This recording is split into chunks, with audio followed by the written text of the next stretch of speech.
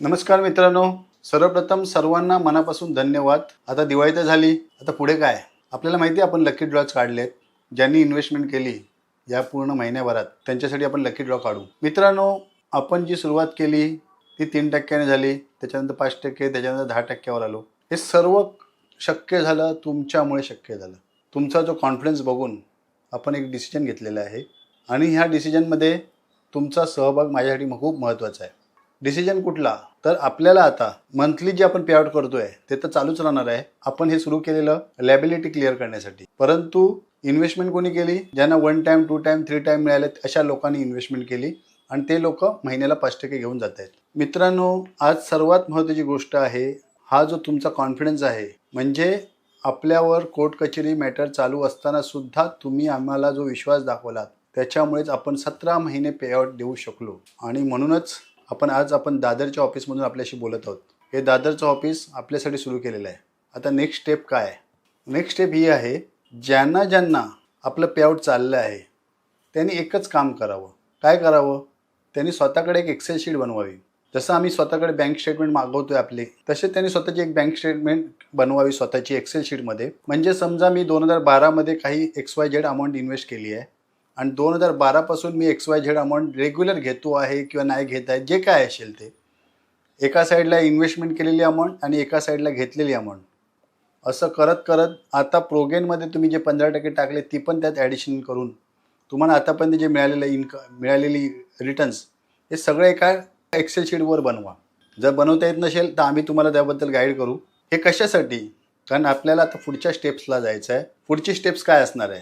पुढची स्टेप्स ही असणार आहे की आपल्याला आपल्या कंपनीचे शेअर्स इश्यू करायचे. आता हे सर्व तुम्हाला करण्यासाठी मी का सांगतोय?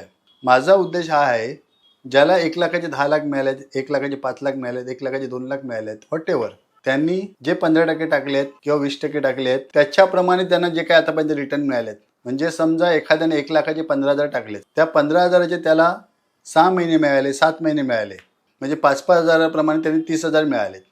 म्हणजे 1 लाखाचे त्याला 30,000 मिळालेत आणि 70,000 बॅलन्स आहे.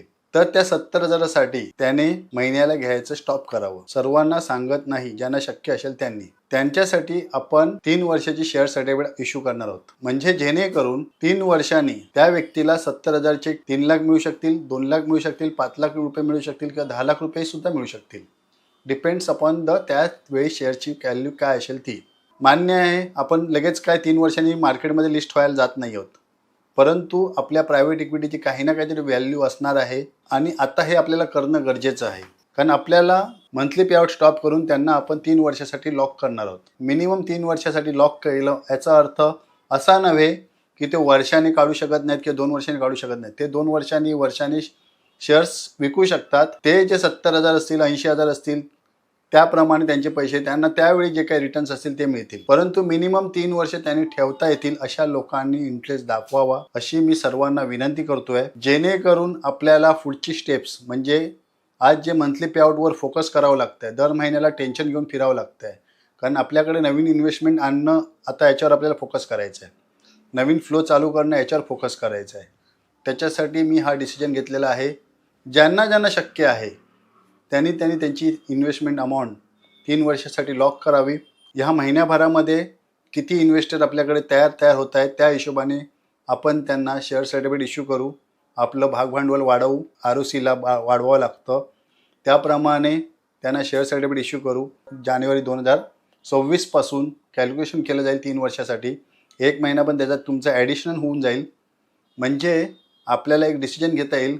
जे 15, 25, 30मध्ये जे पे आउट घेऊन जात आहेत, मग ते दोन्ही प्रकारचे असू देत, मुंबई बाजारवाले असू देत, डेली शॉपवाले असू देत किंवा अकाउंटमध्ये घेणारे असू देत, ज्यांना शक्य आहे त्यांनी स्वतःचं पे आउट थांबवून रिक्वेस्ट टाकावी, आम्हाला मेल करावा किंवा आम्हाला ऑफिसमधल्या टीम लीडरला सांगावं की बाबा माझं महिन्याला मला गरज नाही आहे, मी शेअर सर्टिफिकेटमध्ये अडकवायला तयार आहे. त्या शेअर सर्टिफिकेटमध्ये तुम्ही जे अडकवल्यानंतर तुम्ही आमचे पार्टनर्स होणार, शेअर्स होल्डर होणार. त्याचं बेनिफिट पण तुम्हाला चांगल्या पद्धतीने द्यायचा आमचा प्रयत्न असेल. जेणेकरून आत्तापर्यंत जे नाव आम्ही कमवलं आहे ते कुठेही आम्हाला खराब करायचं नाही आहे. आणि सर्वात महत्त्वाची गोष्ट, आपल्याला मोठं ग्रो व्हायचं आहे. तुम्हाला माहिती आहे आपलं टार्गेट काय आहे आणि हे टार्गेट अचीव करण्यासाठी मला आपल्यासारख्या शेअर होल्डरची आता गरज आहे. आपण रेंटलचा बिझनेस घेतो आहे, ते तर चालूच राहणार आहे. परंतु आता शेअर होल्डर पण आपल्याकडे गरजेचे आहेत. त्याच्यासाठी इवन नवीन इन्व्हेस्टर जरी इंटरेस्टेड असेल शेअर होल्डर होण्यासाठी, त्यांना पण आम्ही शेअर सर्टिफिकेट इश्यू करू. परंतु ऑलरेडी जे एक्झिस्टिंग इन्व्हेस्टर आहेत की ज्यांनी ऑलरेडी 1 वर्ष 2 वर्ष 3 वर्ष 10 वर्ष काही घेतलं असतील आणि त्यांना वाटत असेल माझी XYZ अमाऊंट पेंडिंग आहे, आता तेवढ्या अमाऊंटची त्यांना शेअर सर्टिफिकेट इश्यू होईल आणि ती 3 वर्षासाठी लॉक असेल आणि त्या लॉकवरची 3 वर्षांनी जो काही रिटर्न्स मिळेल तो तुमचा रिटर्न्स असेल. 3 वर्षानंतर तुम्ही कधीही ती शेअर सर्टिफिकेट विकू शकता किंवा कायमची तुमच्याकडे ठेवू शकता. लिस्टिंग होईल त्याचा तर वेगळाच भाव असेल. त्यामुळे तुम्ही ह्या गोष्टीला रिस्पॉन्स द्याल ही मी अपेक्षा बाळगतो. उद्या 25 तारीख डेट आहे. त्याच्या अगोदर जर तुम्ही निर्णय घेतलात तर आम्हाला पण बरं. पेआउटची फाईल गेलेलीच आहे ऑलरेडी, पण त्याच्यामध्ये आम्ही शक्यतो नवीन लोकांना पहिली प्रायोरिटी देतो आणि ज्यांना जुन्या लोकांना ज्यांना मिळालेले आहेत त्यांनी हा डिसिजन घ्यावा अशी मी सर्वांना हात जोडून विनंती करतो. जेणेकरून आपल्याला 3 वर्षांनी चांगले रिटर्न्स तर मिळतीलच, सोबतच आपल्याला रेग्युलर दर महिन्याला जे पेआउटसाठी उचापती खचापती करावे लागतात त्या कराव्या न लागता आपल्याला लाँग टर्मचा विचार करता येईल आणि नवीन इन्व्हेस्टमेंटच्यावर फोकस करता येईल. नवीन इन्व्हेस्टमेंट कशा आणता येतील त्याच्यावर फोकस करता येतील. त्यामुळे आपण ह्या गोष्टीला रिस्पॉन्स द्यावा ही सर्वांना मी विनंती करतो. बाकी आपलं डिसिजन, कोणालाही कुठल्याही प्रकारचा फोर्स नाही, हे पण तितकंच सांगतो. धन्यवाद.